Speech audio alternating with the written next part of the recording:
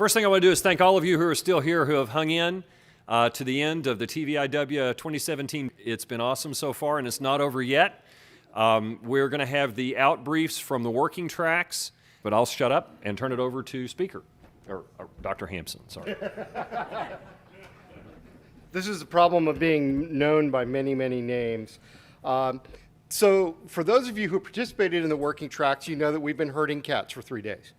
For those of you who don't know what the working tracks do, the working tracks are the ability to get together and discuss a topic to death. We actually take a topic that has keen interest in our community, and it's forward thinking. We want to know, what does it take to get where we need to be to launch our interstellar exploration and colonization missions. So each of us are going to, we had 3 tracks. We're going to tell you a little bit and give you just a brief capture of our conversations and our conclusions and our potential output. We are all working on some form of output, which would be a paper for JBIS or for the proceedings, potentially other outlets as well.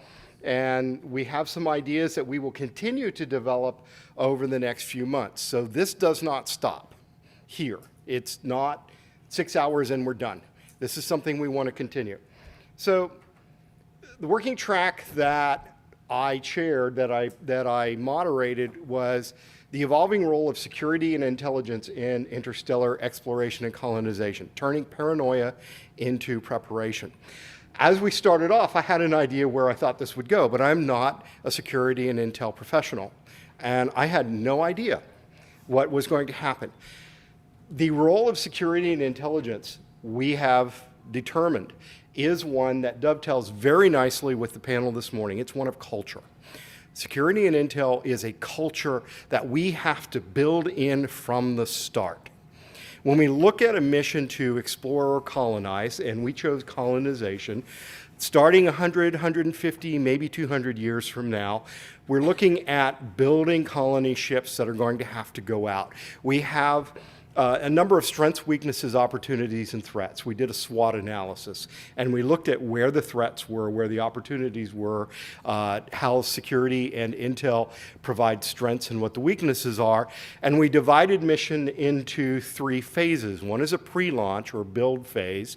One is the cruise phase. That's the actual travel from one point to another. Because frankly, once you leave Earth, a lot of the threats change.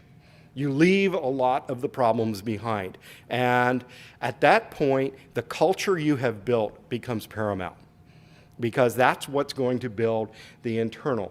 And one of the things that we looked at in terms of building that culture, both in the pre-launch and the cruise phase and in the arrival phase, is building in a culture in which all members have buy-in. We are not going to have crew and passengers. There will be no passengers on an interstellar exploration.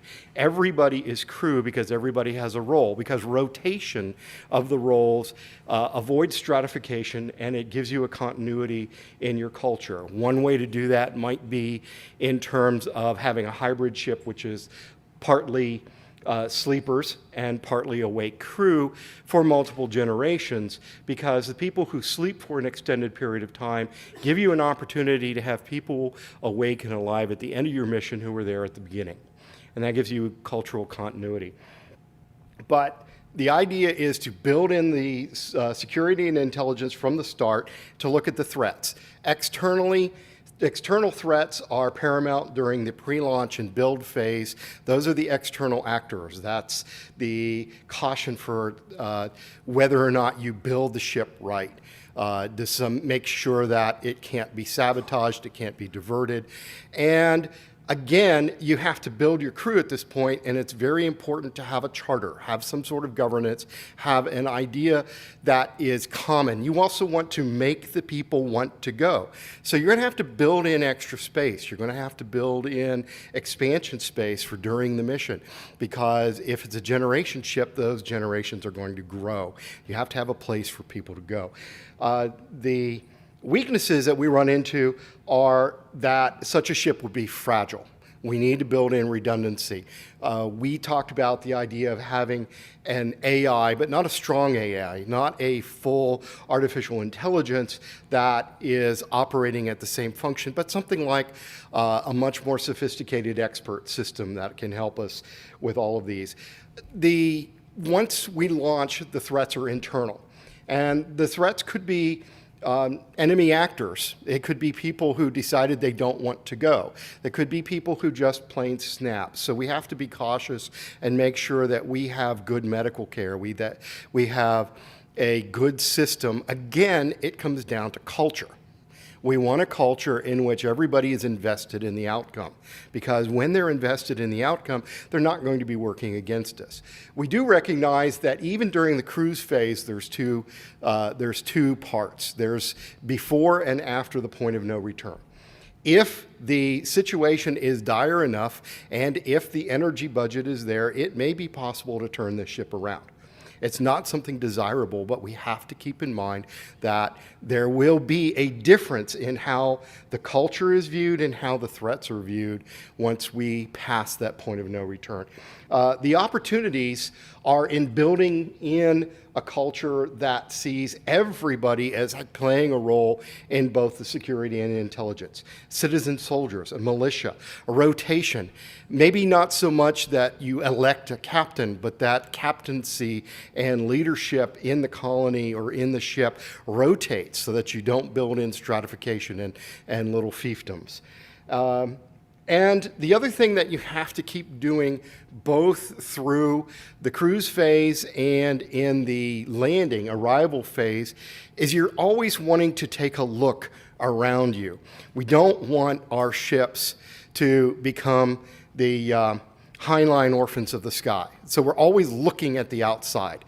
We're doing science on the way, and we're always looking around, because there is one additional external threat that we recognized, and that's the fact that Earth is going to continue to progress. And transportation and propulsion technology is very likely to progress. And one model of an interstellar exploration is to throw out lots of supply pods along the track, launching them before you launch your manned crewed ship, and use those pods as you catch up with them. We don't want somebody that leaves Earth after our ship to decide, hey, look, there's a nice rich pod out there, just ripe for the taking. So yes, we're going to have a little bit of paranoia, we're going to have security, we're going to have intel, but the big take-home message is we build it into the culture from the start. All right, thank you. And what we're going to do is we're going to have the presentations of each of the tracks, and then we will open up to questions and answers. My name is Scott Guerin with Ken Wizian. He and I co-moderated a working track about developing a SETI science exhibition as part of the public outreach program for TVIW and the SETI community at large. Ken had submitted a separate proposal to mine, and in Robert's good wisdom, he shotgun married us, and we had our own form of first contact.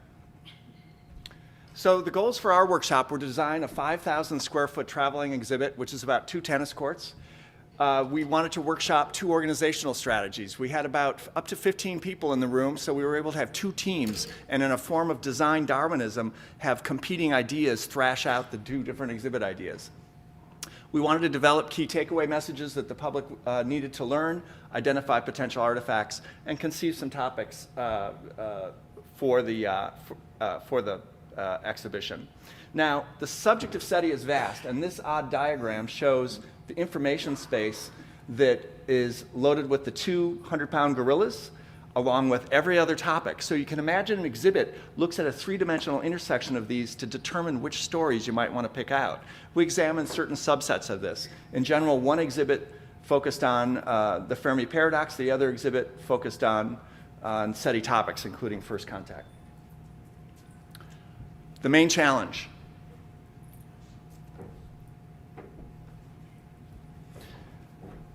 Exhibit parameters. If any of you have been to a science exhibit, it's frightening to spend a lot of money on something that people spend about 10 to 20 minutes in. That's the case. For an average visitor, 20 minutes. For a quick drive-by, it'll be 5 to 10 minutes. For a dedicated visitor, a 5,000 square foot exhibit might occupy an hour. We were looking for a few key messages. We considered the need for website and social media tie-ins, and we wanted to ask questions, not answer them, and we wanted to extend the engagement, both pre and post-visit. Oops, wrong direction. So I'm going to just in the top level.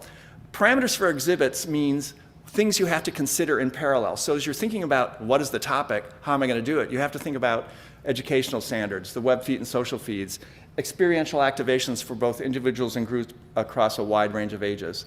A traveling exhibit has to be flexible and modular. We have to consider pacing. Pacing means you need spaces in an exhibit that are quiet and contemplative, others that are active and interactive and responsive, and again, towards group and individual experiences. A typical exhibit structure is there's a pre-visit. A teacher might sit with a class. Here we're going to learn about SETI. They show them 2001.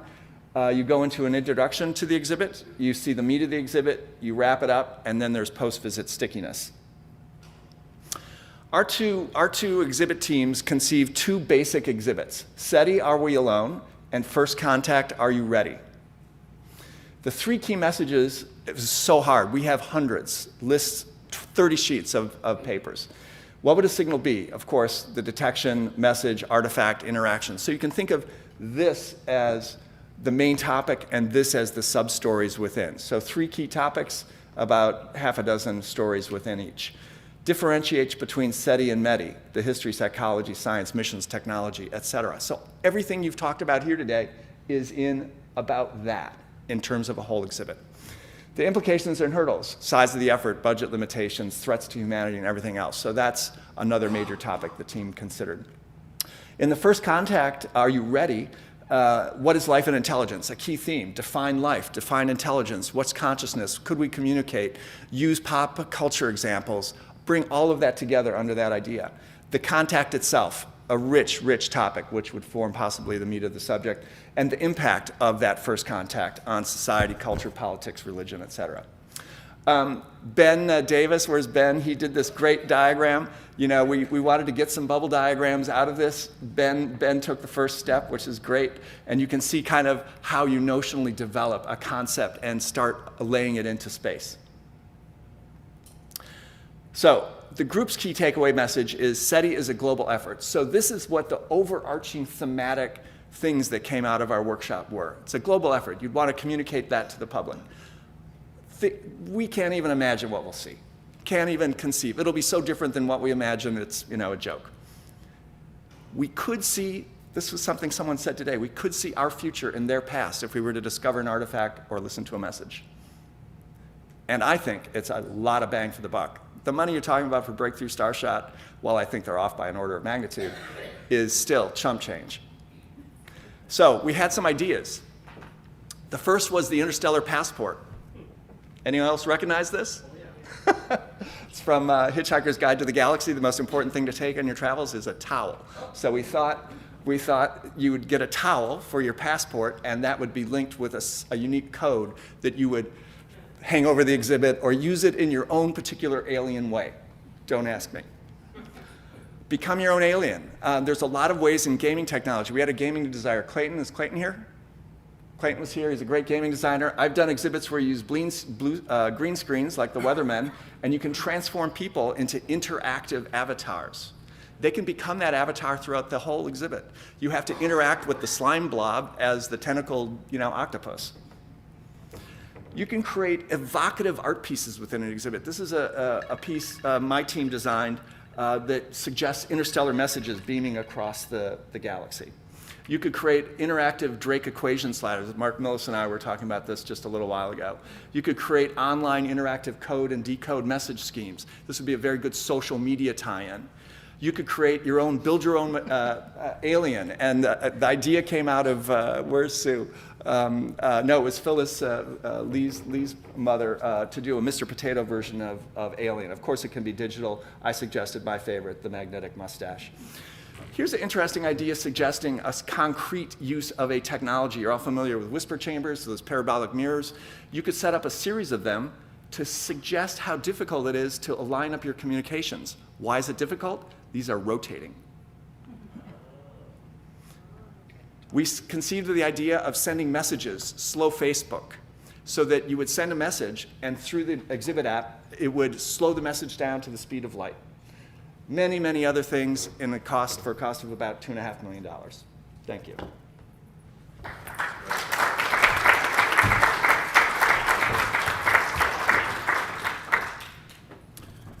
Well, our working track was step by step to the stars. Question was, how do we get from where we are now to interstellar missions, and how do we get long-term support and interest in society as a whole? Now, we realized those are two different questions, so we had two different subtracks. One subtrack, dealing with societal support, started talking about how do we get this support, and very quickly realized that we don't know what kind of support we have right now. So we decided that the very first thing to do was to take a survey of societal support for interstellar topics and use that as a baseline, and to run that survey regularly into the future so that we could see changes. That's the only way you can see the effect of your efforts. There are, oddly enough, well, not oddly enough, there is a survey that has in fact been ongoing for 40 years now, called the General Social Survey, which does exactly that. It tracks the long-term trends in various topics among society as a whole. So what we are going to try to do, and there's a low probability of success, but what we're going to try to do is get some questions added to that survey. If that in fact doesn't eventuate, we're going to talk to some professional folks who administer surveys and see what we can do to get surveys presented and return data that is scientifically valid. The types of questions we're looking at, among with the standard demographic questions that all these surveys ask, are some space science literacy questions such as, are you aware of the existence of planets around other stars? Now, many of these will seem very trivial to those of us here, but these are things we want to get a feel for the general awareness in society as a whole.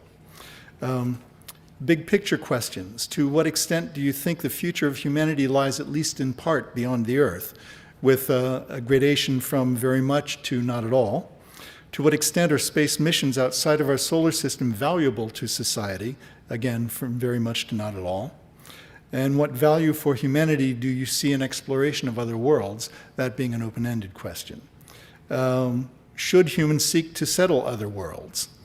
Other questions about astrobiology. How likely do you think it is that we'll find life on another world in your lifetime? From nearly impossible to nearly certain. If we find signs of life on another world, to what extent would this increase your interest in interstellar missions? Very much to not at all. Interstellar missions, to what extent would you be willing to financially support a mission to a world beyond our own solar system? Not at all to very much. To what extent would you be enthusiastic about such a mission if you believed it could provide very good information, but not within your own lifetime? Very much to not at all. And what percentage of the effort currently devoted to space by government or private organizations should be devoted to interstellar missions? None, 1 to 5%, 5 to 10%, 10 to 15%, more than 15%. And a couple of ethical questions. What is your biggest concern about interstellar missions? It takes too long, it costs too much, negative impact on other worlds, distractions from problems on Earth. And if we find signs of life on another world, should we, A, leave it alone, B, visit it as soon as possible, C, bring back a sample? These are initial questions. They can certainly be refined, but they're the kinds of things that we would want to put in a survey to gauge the initial support and interest in such topics. The other topic that we were working on was industrial infrastructure. What steps need to be taken next, not into the future, not if we do this in 70 years it'll be useful for interstellar exploration, but If we do this now, it will return on an investment 7% in 5 years, but eventually this will get us to the stars. I'm going to have Jason give the report on that.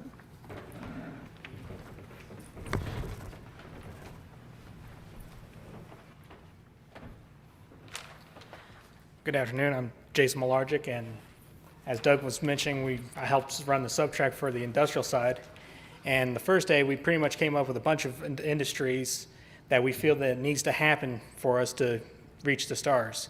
Everything from agricultural to faster transportation, cheaper transportation. And yesterday, we boiled it down to the low-hanging fruit. 3 industries that we feel that need to happen sooner, within the next 5 years. First one being transportation costs need to be coming down, which is currently happening with Blue Origin and SpaceX. The next one we felt was some type of tourism, like virtual tourism, putting robots on the moon or in low orbit and selling share time to kids as like a video game to control and operate, generate interest, and a revenue stream. And then the third thing we were thinking about was the mining. Being able to mine the water, mine like gold and stuff and sell on the market, or to use as your basic resources for the 3D printers. And then today we were talking about, and one of the other things we did was look at some of the financial aspects of it, the returns on like the gold and stuff like that. And then one of the ideas that was brought up was the need for a foundation for long-term investment, one that's not controlled or influenced by politics or government or short-term influences.